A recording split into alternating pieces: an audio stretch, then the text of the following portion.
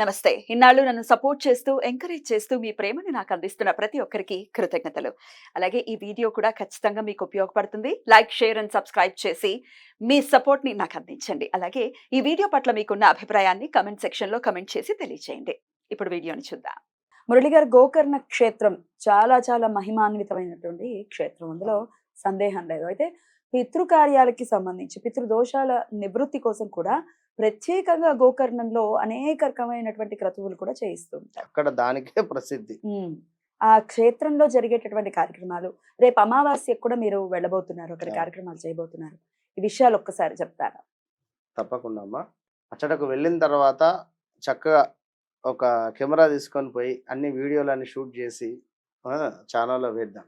అద్భుతమైనటువంటి వీడియోలు కానీ, ఏ విధంగా జరిపించేటువంటి పరిస్థితి కానీ, ఆ యొక్క నారాయణ నాగ్బలి అనేటువంటి పూజ, దానికి సంబంధించి వీడియో కూడా షూట్ చేసి మన ఛానల్లో వేయించేటువంటి ప్రయత్నం చేద్దాం. విశేషంగా పితృకార్యాలు జనరల్ గా షూట్ చేయకూడదు అని అంటారు కదా. జనరల్గా ఎంతవరకు చేయాలో అంతవరకు చేసి చూపిస్తాం. Okay. అది ఏదైతే ఉంటుందో అంతవరకు రాదు. జస్ట్ బేసిక్ ఓహో అనే విధంగా ఆ యొక్క క్షేత్రాన్ని కానీ అక్కడ జరిగేటువంటిది. ఓకే. సో ఈ గోకర్ణ క్షేత్రం అనగానే మనకు వాస్తవానికి అంటే వయస్సు పైబడినటువంటి వారికి ఎన్టీ రామారావు గారు జ్ఞాపకం రావడం. ఎందుకంటే వారు ఆ యొక్క రావణాసురుడి యొక్క వేషంలో సాక్షాత్తు ఆ యొక్క ఈశ్వరుడు ఆ యొక్క ఆత్మలింగాన్ని ఇవ్వడము, ఈ భూమిపై పెట్టకూడదు ఇది అని చెప్పడము. సో అక్కడ పెట్టే విధంగా వినాయకుడు బాలుని రూపకంగా రావడము, సాక్షాత్ వినాయకుడు. అక్కడ అది ప్రతిష్ఠించినటువంటి పరిస్థితి అందరికీ తెలుసు. అది ఎంతో అసలు ఆ సన్నివేశం చూసినప్పుడల్లా ఒళ్ళు వినాయకుడు చేసిన మేలు అద్భుతం అనిపిస్తుంది. కనుక అసురుడి చేతిలో శివుడు ఉంటే ఎలా? సో అలాంటి మహిమాన్వితమైనటువంటి ప్రదేశంలో చేసేటువంటి యొక్క పితృకార్యాలకు సంబంధించినటువంటిది లైక్ నారాయణ నాగ్బలి. దీనికి సంబంధించి ఎవరైనా ఇందాక మనం గత వీడియోలో చెప్పుకున్నాం, ఒకవేళ ఈ విధంగా ఈ విధమైనటువంటి సంకేతాలు అన్నం తినేటువంటి ప్రదేశంలో ఈ యొక్క వెంట్రుకలు రావడం కానీ తరచూ కూడా మనకు కొన్ని పనులు మైనస్ అవుతుంటాయి. జాతకరీత్యా అనే కాకుండా ప్రాక్టికల్ గా మనకి సంకేతాలు చూపిస్తూ ఉంటుంది పితృదోషం అనేది. ఖచ్చితంగా ఇంకేమేమి ఉంటాయండి భోజనంలో వెంట్రుకలతో పాటు? ఆ వెంట్రుకలతో పాటుగా ఇంకా మనకి ఏమిటంటే ఇంట్లో తరచూ కూడా కొడుకుకు ఆ యొక్క పిల్లవానికి గొడవ జరగడం కానీ, తండ్రి కొడుకులకు లేదా కూతురున్న కొంతమేర విలువ ఇవ్వకుండా మాట్లాడడం కానీ, లైక్ ఇప్పుడు ఇక్కడ చాలా రకాలుగా కూడా మనకు ఒక జననం జరిగింది అంటే ఒక 7-8 రకాలుగా కూడా మనకు శాస్త్రంలో చెప్పబడుతూ ఉన్నది. గత జన్మలో ఎవరికైనా అప్పున్నామా తీర్చడానికా, లేదా మనం చేసుకున్నటువంటి పుణ్యకార్యము అనుభవించడానికా, ఇలాంటివి చాలా చాలా కూడా ఉంటవి.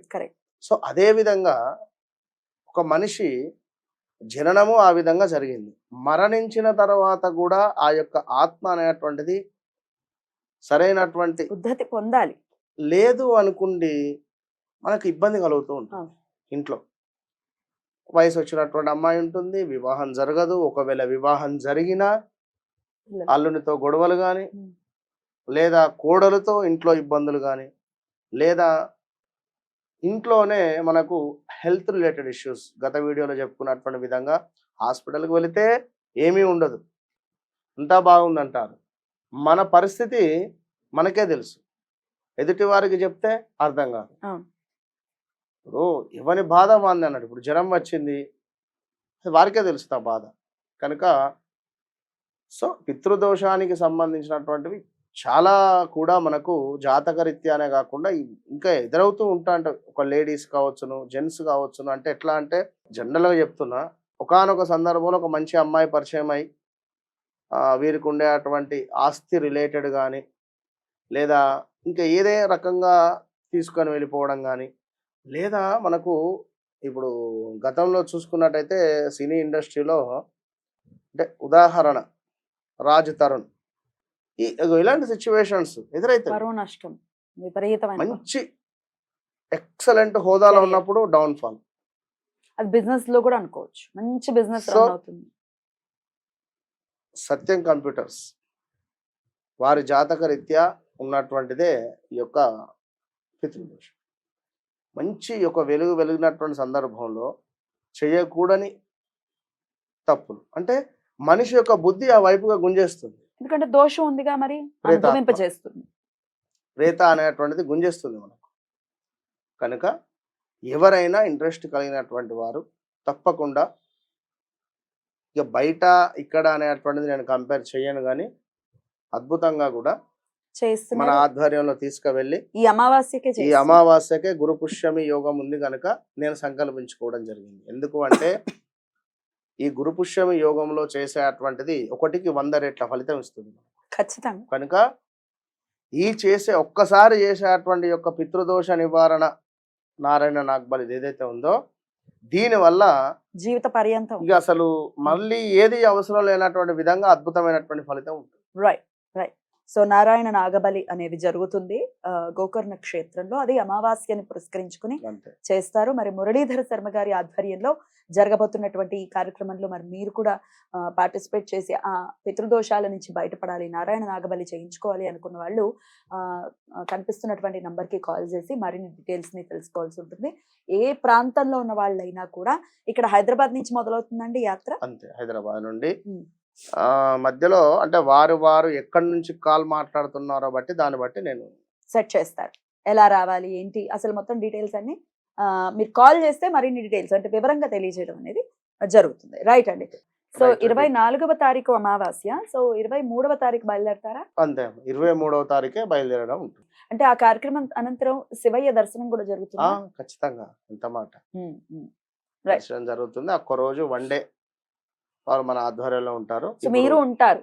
సో నేను మీతో మీ ఆధ్వర్యంలోనే కాబట్టి మీరు ఉంటారు కాబట్టి జాగ్రత్తగా చేయిస్తారు. ఖచ్చితంగా రైట్. అయితే ఇది సామూహికంగా జరుగుతుందండి, ఎలా సపరేట్ గా చేస్తారు? అది వారిని బట్టి, వారి యొక్క పరిస్థితిని బట్టి. అంటే తీవ్రతను కొందరు బట్టి. ఒకవేళ ఉమ్. ఇప్పుడు మాకు సపరేట్ గా కొందరు ఏమిటి అంటే బ్రాహ్మణుడితోనే చేయించుకుంటారు. బ్రాహ్మణుని కూర్చుండబెట్టి వారితో కూడా చేయించేటువంటి పరిస్థితి అంటే వాళ్ళు కూర్చుని చెయ్యరు చేయకుండా లేడీస్ ఉంటాయి ఇట్లా. సో అలా వాళ్ళ పరిస్థితిని బట్టి అది బట్టి అక్కడ కార్యక్రమం ఎలా జరుగుతుంది అనేది తెలుస్తుంది. రైట్ అండి, చాలా చక్కగా తెలియజేశారు. మరి రాదలుచుకున్న వాళ్ళు నంబర్ కి కాల్ చేసి మరిన్ని డీటెయిల్స్ ని తెలుసుకోండి. నమస్తే అండి. మహాదేవ.